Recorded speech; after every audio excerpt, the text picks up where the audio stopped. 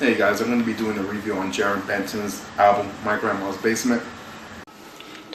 Alright, if you guys aren't familiar with Jarren's music, his lyrics are similar to Eminem, Redman, Ludacris, and kind of in a way like a male version of Nicki Minaj with different voices. The best way to describe it is some funny, crazy ass lyrics. He isn't your average Georgia rapper making like trap music. These lyrics are on a whole nother level. Also, I thought this album would have like a title involving doing something with a celebrity, just like his old two mixtapes, which by the way you could download on myfunkvolume.com. It's definitely worth checking out. Free Basing with Kevin Bacon is my favorite mixtape by him.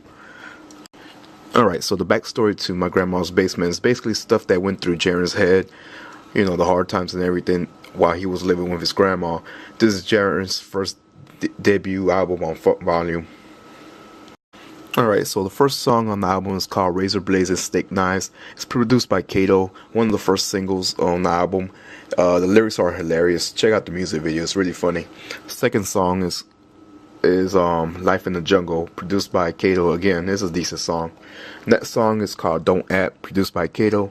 It's a cool song. I love how the music changes during the verses on the song. The second verse, in my opinion, is my favorite. The next song is Dreams. It's produced by Spitzwell. Good lyrics, but the song has no beat. It's a song I won't put in heavy replay, but the song is just followed by pianos and trumpets, I think. The next song is The Way It Goes. It's produced by Reckless Dex, and it features Planet 6.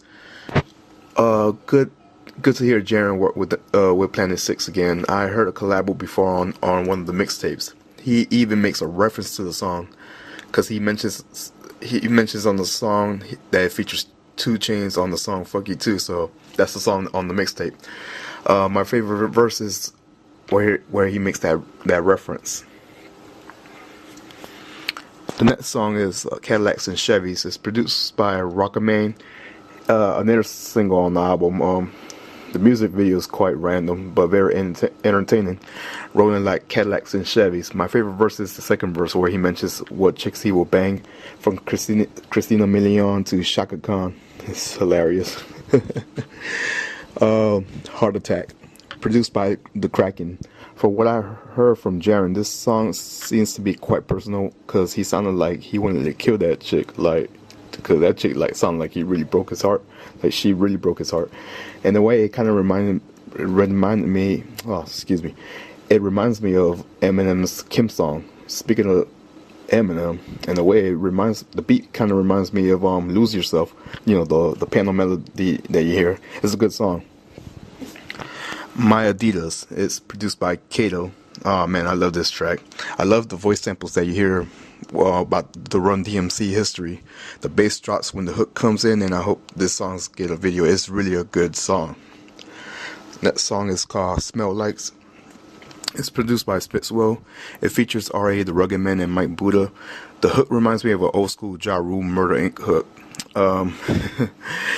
I love how Jarren ends his verse. He's talking about fuck a beat. He raps over a queef and jacks Kanye West for his teeth. It's just hilarious. Not in those words exactly, but something like that. Now, I usually don't review skits, but this one's a special. The skit's called Even No More Homo. Now, this is an exception.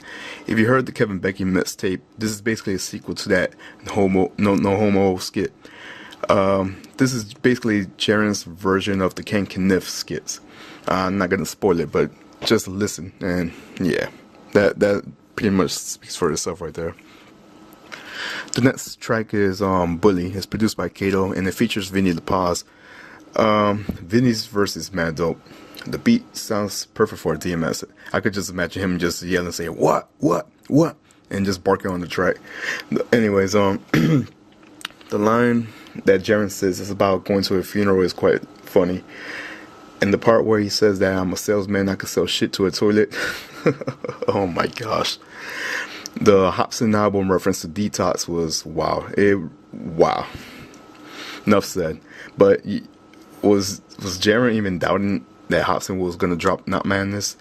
But anyways, he don't worry, Hobson announced that it's coming out in November, so That was just funny.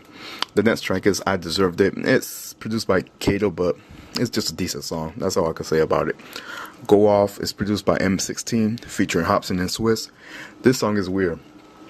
This song is a single as well, by the way. I like how the music changes during the verses. Swiss, I think, stole the show. I think he had the best verse, in my opinion. I look forward to hearing more from Swiss. The next track is We aka My Own Dick, produced by Kato.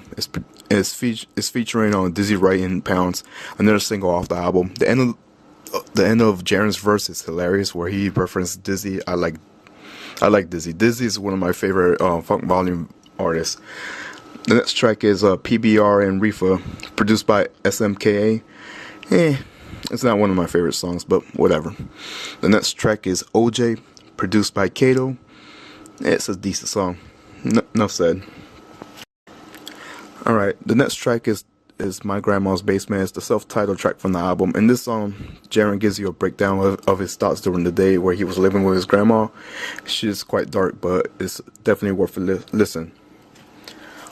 Alright, overall, this album is a crazy album to listen to. Definitely worth checking out.